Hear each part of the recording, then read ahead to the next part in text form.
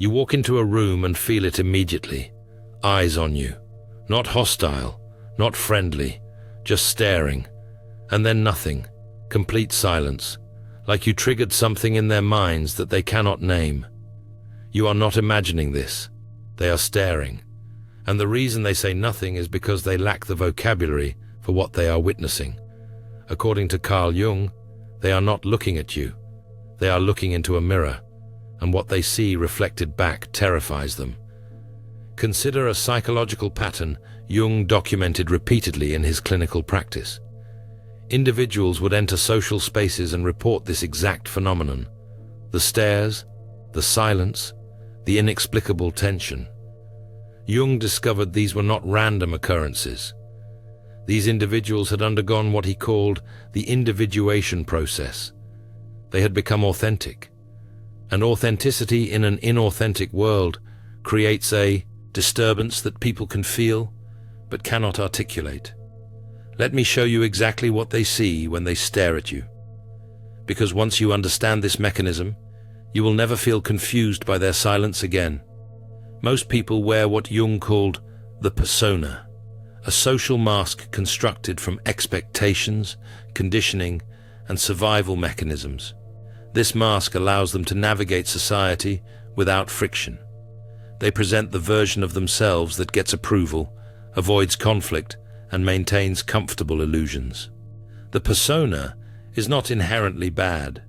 Jung understood it as necessary for social functioning, but problems arise when people become completely identified with their mask. When they forget, there is a real self beneath the performance. When the costume becomes the only identity they know, these individuals spend their entire lives managing impressions, calculating responses, performing emotions they do not feel, hiding thoughts that might disturb the carefully constructed image. They become so skilled at this performance that they lose contact with their authentic nature entirely. Then you walk into the room. When someone who has shed this mask enters their environment, something breaks. Jung observed this creates what we might call a system error in the collective unconscious. These individuals are encountering someone operating outside the agreed-upon script of social performance. The programmed responses fail. The usual reading mechanisms do not compute. Think of it like this. Imagine everyone in a room is wearing tinted glasses that make the world appear a certain color. They have forgotten they are even wearing glasses. This is simply how reality looks. Then someone walks in without the glasses. They can see clearly, and everyone else can sense this person is perceiving something different, something real. This creates profound cognitive dissonance. The stare is the brain attempting to process this anomaly. Their unconscious mind registers that you are not wearing a mask. You are not performing. You are not calculating your responses for maximum approval. You are simply being authentic. And in a world built on performance, authenticity looks like a glitch in the matrix. But here is what makes this truly unsettling for them. Your presence forces them to become aware, even if just briefly, that they are wearing a mask, that they have been performing, that there is a difference between who they are and who they pretend to be. This awareness is deeply uncomfortable. It threatens the entire structure they have built to avoid confronting themselves. So they stare. And the silence? That is the ego recognizing it has no defense against someone who is not playing the game it was designed to win. Their usual tactics of charm, manipulation, or social maneuvering have no effect on you. You are not seeking their approval. You are not trying to impress them. You are not afraid of their judgment. This makes you incomprehensible to them. And what the human mind cannot comprehend, it observes in stunned silence. But there is something deeper happening in these moments of silent observation. Something Jung spent decades studying and documenting in his work with patients across different cultures and social contexts. Jung devoted considerable research to what he termed shadow projection.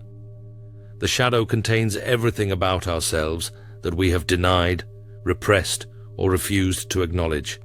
The anger we were taught was unacceptable. the selfishness we were shamed for expressing, the darkness we learned to hide, the power we were told was dangerous. We unconsciously project onto others the qualities we have denied in ourselves, the parts of our psyche we cannot accept, the potential we have buried, the freedom we have surrendered. And when someone has done the work to integrate their shadow, when they have made peace with their darkness and claim their power, they become a screen onto which others project everything they have disowned. Consider a composite case that illustrates this dynamic perfectly. Imagine a woman who begins her individuation journey after years of people-pleasing and self-abandonment. She stops saying yes when she means no. She sets boundaries without apologizing. She speaks uncomfortable truths that others avoid. She chooses solitude over toxic company. She stops shrinking herself to make others comfortable. When she enters spaces filled with people still trapped in unconscious patterns, something remarkable happens. They stare. And if you could hear their internal dialogue, it would sound like envy mixed with resentment, mixed with longing. They see in her what they have killed in themselves: the courage to disappoint people, the strength to stand alone, the clarity to see through manipulation, the freedom to prioritize their own peace. Their stare is not judgment of her. It is grief for their own unlived life. Jung called this the mirror of the unlived life. When you have done the work to become individuated, you reflect back to others everything they could have been but chose not to become. Empaths aren't broken. They're alchemists in progress. The Alchemist's Path gives you drills, Jung-based boundaries, and 3 exclusive chapter videos to turn overwhelm into clarity. By Surreal Mind, 236-page downloadable ebook in stock. Begin now at thesurrealmind.com. You are walking evidence that another way exists, that you can say no and survive, that you can set boundaries and still be worthy of love, that you can choose yourself without being selfish. And for people who have spent decades justifying their choices to stay small, safe, and acceptable, your presence is destabilizing. You prove that all their justifications were just fear disguised as wisdom, that all their reasons for staying trapped were just stories they told themselves to avoid the terrifying freedom of authenticity. Every time they look at you, they are confronted with a question they have spent their whole lives avoiding. What would my life look like if I had the courage to be myself? This question is so threatening to their entire identity structure that their mind cannot form words around it. This is why they cannot speak. Language would require them to acknowledge what they are feeling, and acknowledgement would require them to confront the years they have spent building a prison and calling it a home. The silence protects them from this confrontation, but it cannot protect them from the feeling itself. So they stare, unable to look away from the mirror you have become, unable to articulate the storm of emotions your presence has awakened. The silence is not empty. It is full of everything they cannot allow themselves to say. Now here is where Jung's observations become truly fascinating, where the psychological dynamics reach a level that most people never understand, even those who experience it daily. People do not just project their shadow onto you, they project archetypal energies.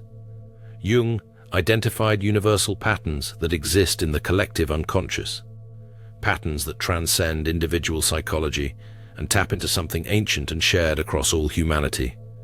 The healer, the mystic, the judge, the sage, the warrior, the prophet, the mother, the king. When someone has integrated these archetypal energies through individuation, others can sense it, not consciously perhaps, but the unconscious mind recognizes archetypal presence the way a compass recognizes magnetic north. Let me give you a narrative illustration that demonstrates this principle. Imagine someone has spent years doing shadow work. They have faced their darkness without flinching. They have integrated their pain instead of projecting it. They have transmuted their trauma into wisdom. They have descended into their personal underworld and returned with treasures. When this person enters a space, they carry what Jung called a numinous quality, a sense of presence that feels ancient and powerful. It is not something they try to project. It is simply what happens when you have done deep work with archetypal energies. You begin to embody them rather than being unconsciously possessed by them. Others cannot articulate what they are detecting, but their nervous system registers it immediately. This person is operating from a depth most people never access. They are channeling archetypal energy. And the human psyche recognizes archetypal energy the same way the body recognizes a predator, with instinctive alertness. Let me be clear about something crucial. The stare is not about your physical appearance. It is not about your social status. It is not about your achievements or your failures. It is about the energy you embody. Jung observed that individuated persons emit a frequency that disrupts unconscious patterns. You are broadcasting on a different wavelength than the collective operates on. People stare because some part of them knows you see through their performance. You recognize their mask. You perceive the shadow they are hiding. You sense the potential they have buried. And this recognition, even unspoken, threatens the entire structure they have built to avoid self-knowledge.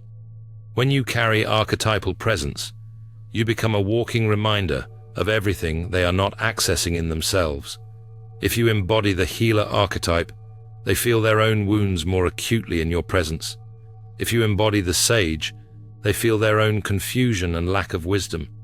If you embody the warrior, they feel their own cowardice and capitulation. You are not doing anything to them. You are simply being yourself, but your authentic presence acts like a tuning fork that reveals how out of tune they have become. The stare is their unconscious mind trying to understand why being near you makes them feel so uncomfortable in their own skin. But we still have not addressed why the silence feels so heavy. Why does it carry an almost oppressive quality?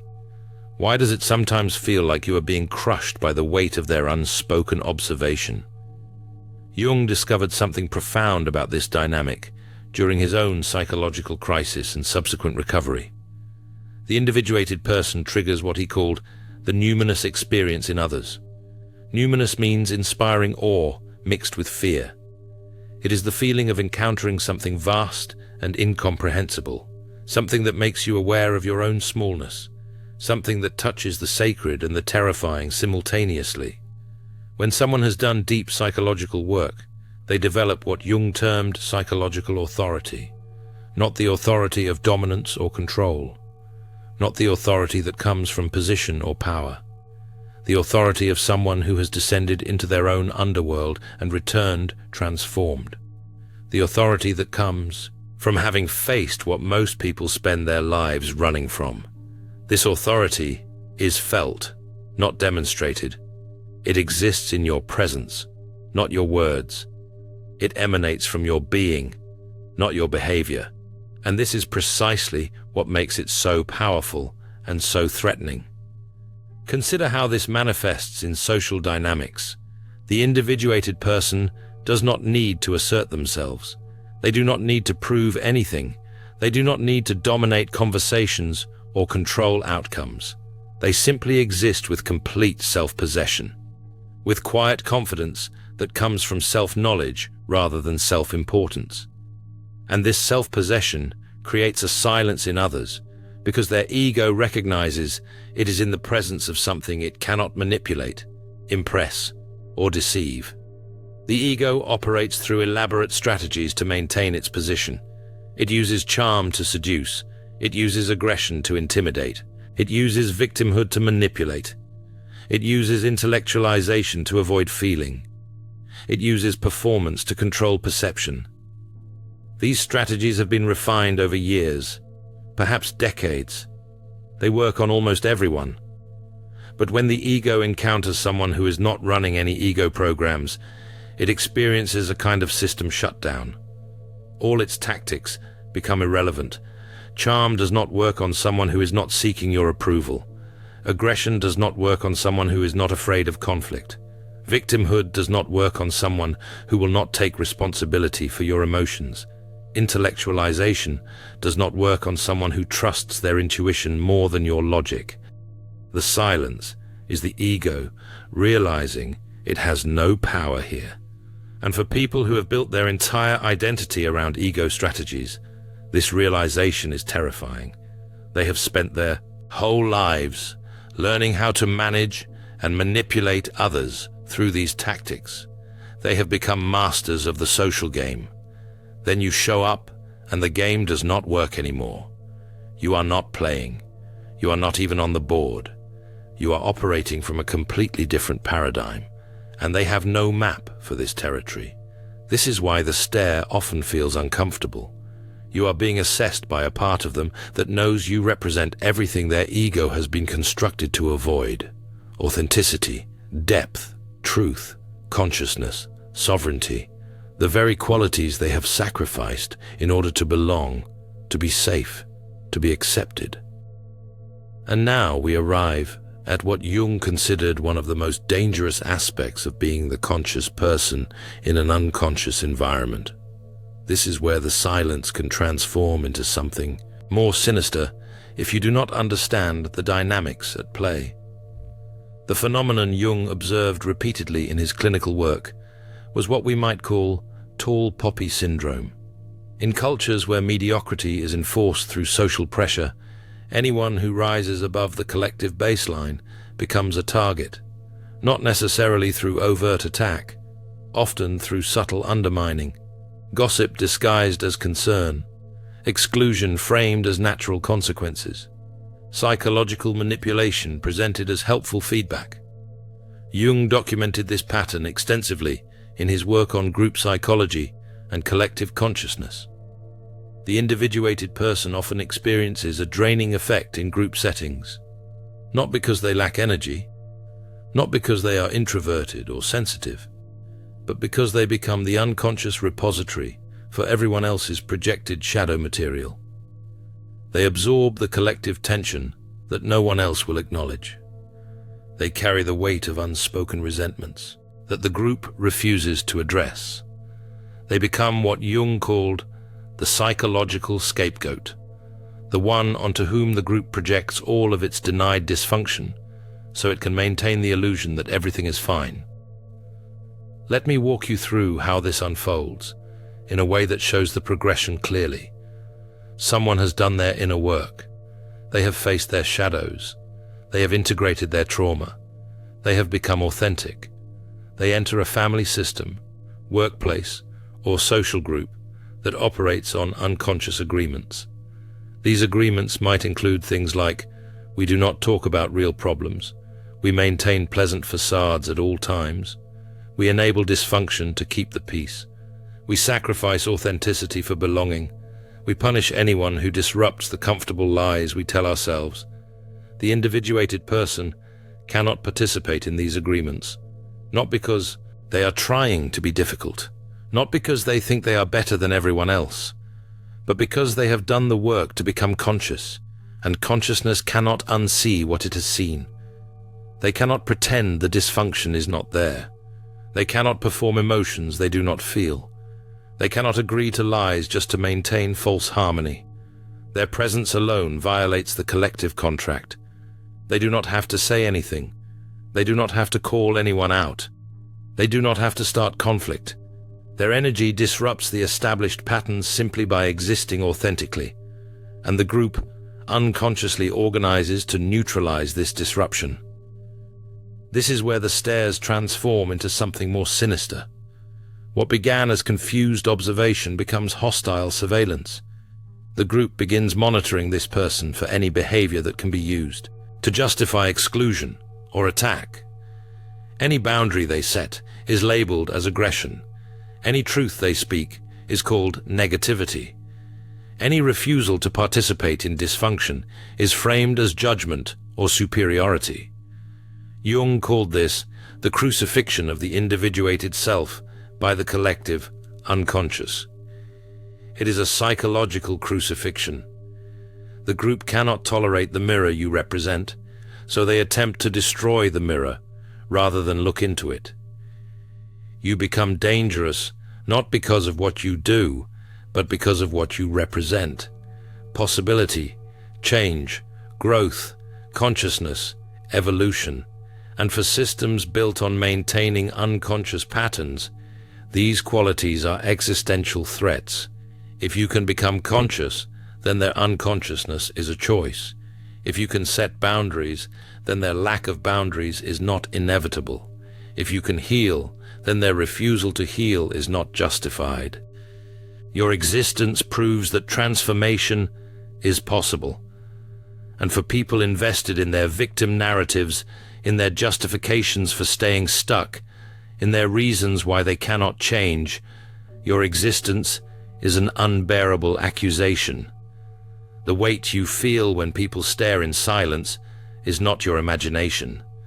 You are feeling the collective shadow being projected onto you.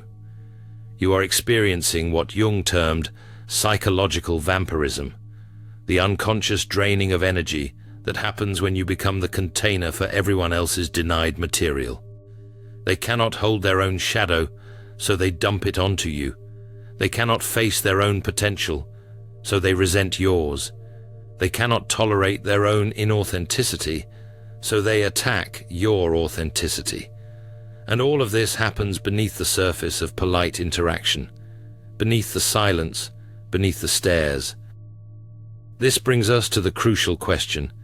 If being seen this way carries such burden, what do you do with it? How do you navigate a world that both cannot look away from you and cannot accept what it sees? Jung spent his entire career answering this question, and his answer might surprise you. It is not what most modern self-help would tell you. It is not about protecting your energy, or cutting everyone off, or withdrawing from the world. You do not run from it. You do not diminish yourself to make others comfortable. You do not apologize for your consciousness. You learn to hold it with wisdom. You develop what Jung called the transcendent function. The transcendent function is the ability to hold tension between opposites without collapsing into either extreme. It is the capacity to be fully present in the world while remaining rooted in your authentic self. You can be in the world, but not of it. You can engage with unconscious people without being pulled into unconscious patterns. You can allow projection without absorbing it as truth. This is not detachment. Detachment is a defense mechanism. It is a way of protecting yourself by disconnecting. The transcendent function is different. It is the ability to remain connected while maintaining sovereignty, to be compassionate without being consumed, to be present without being possessed. Consider a case profile that demonstrates this capacity. Imagine someone has completed significant individuation work. They have integrated their shadow. They have claimed their power. They have developed psychological authority. They walk into family gatherings where they once felt suffocated by dysfunction. Now they observe the dynamics with compassion rather than reactivity. They see the projections being aimed at them and recognize them as projections rather than truth.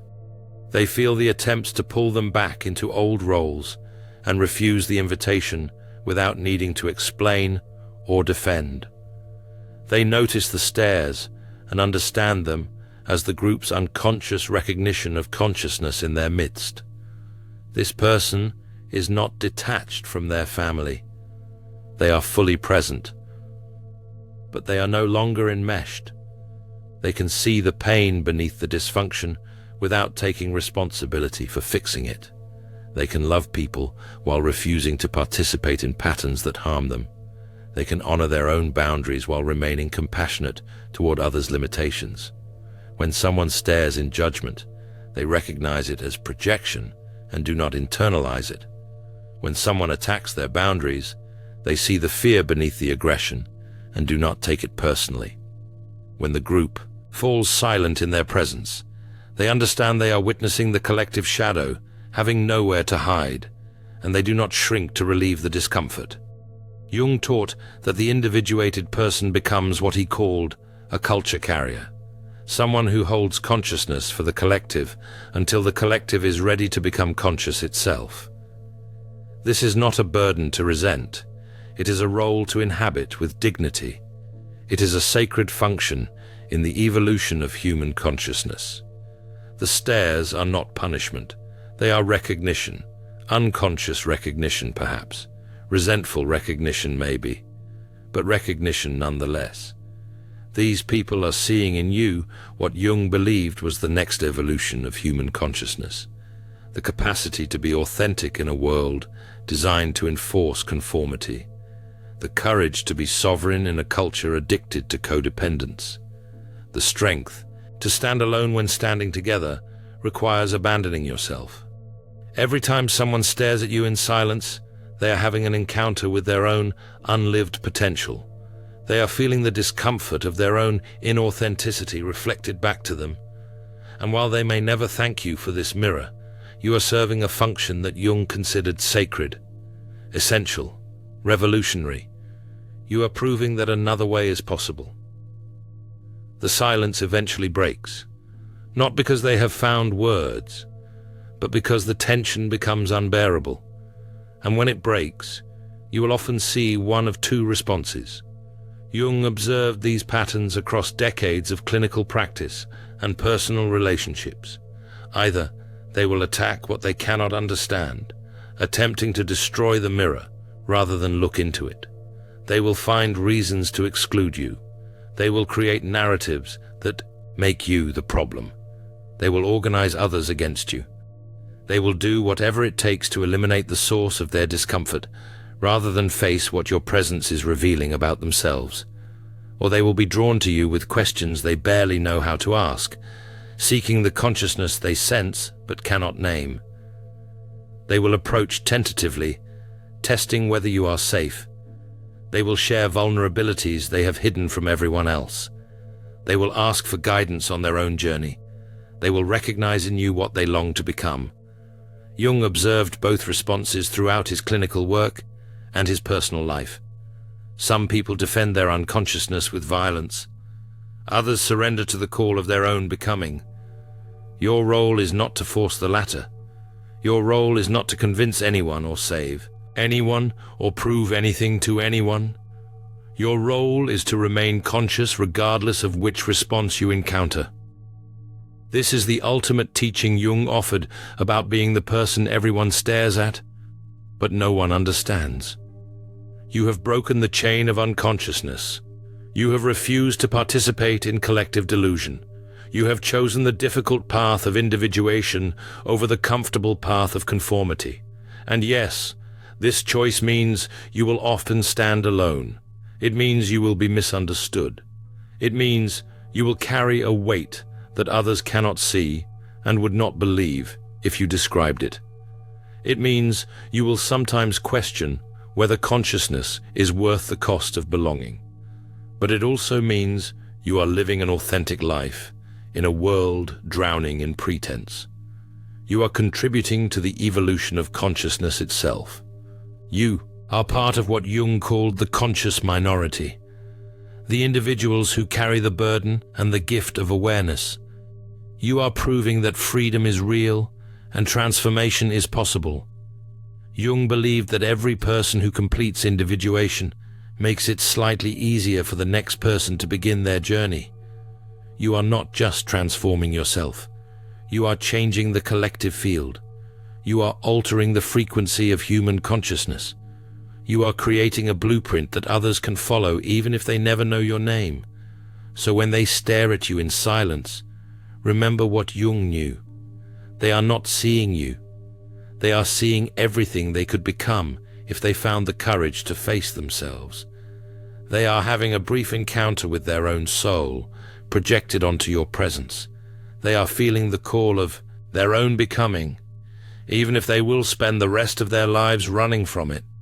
Let them stare. Let them be silent.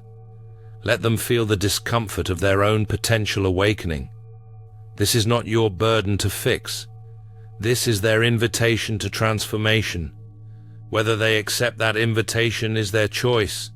You cannot make that choice for them. You can only make it for yourself.